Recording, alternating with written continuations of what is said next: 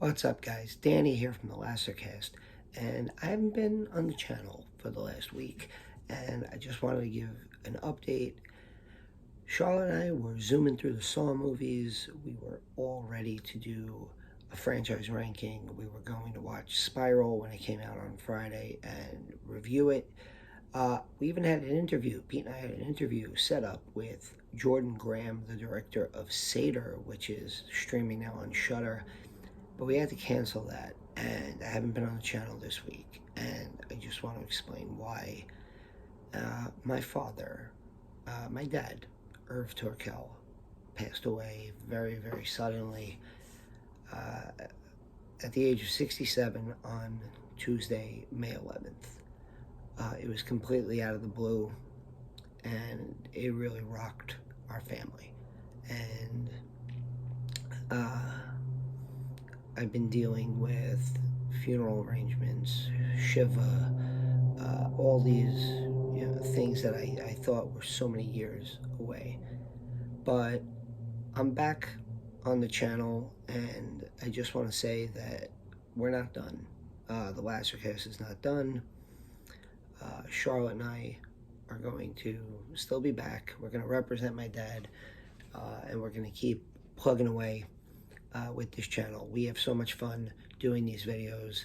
We have so much fun watching horror movies, and part of that is because of my dad. I'm wearing a Nightmare on Elm Street 3 Dream Warrior shirt. I've said this before on this channel that this was the first horror movie I ever watched, and I watched it on my parents' old TV when I was about 6 or 7 in my old apartment.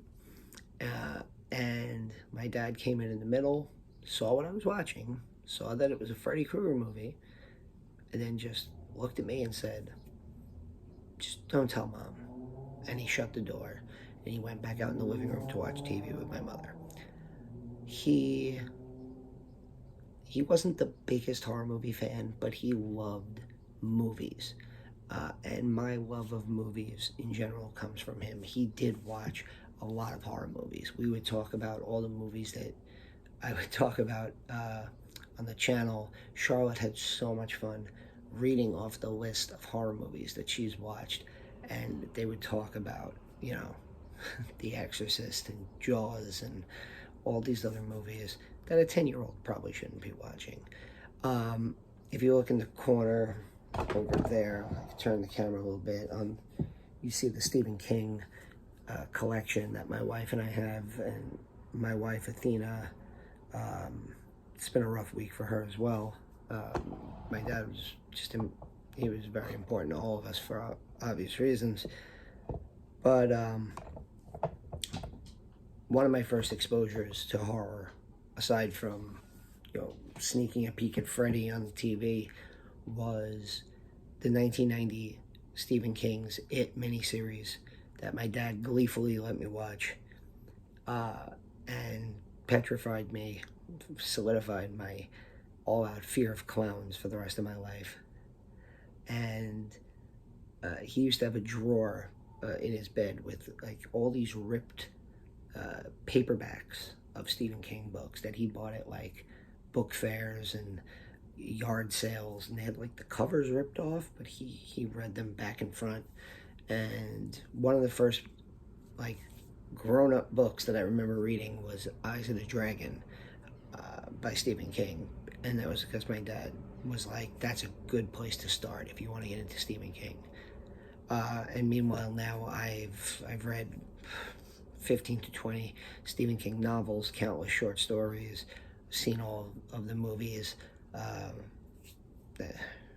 So much of the person I am and the things that I love, whether from movies to sports to horror to literature, even my profession. In my full-time job, I'm a history teacher. My dad was a history, wanted to be a history teacher in the late 70s, before he went into his career, but that was like his ambition, and he read so much history all the way to the end. So I just wanted to come on here. I messaged Pete. I said I want to do a little video where I kind of explain my absence, uh, get to kind of tribute and um, pay tribute to my dad, and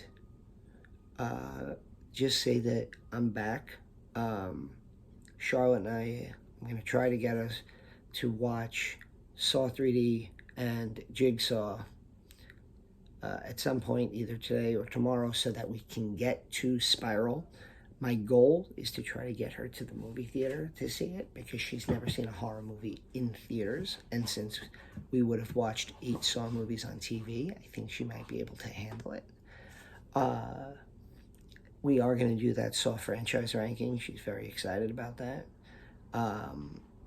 We are going to do a review of Spiral.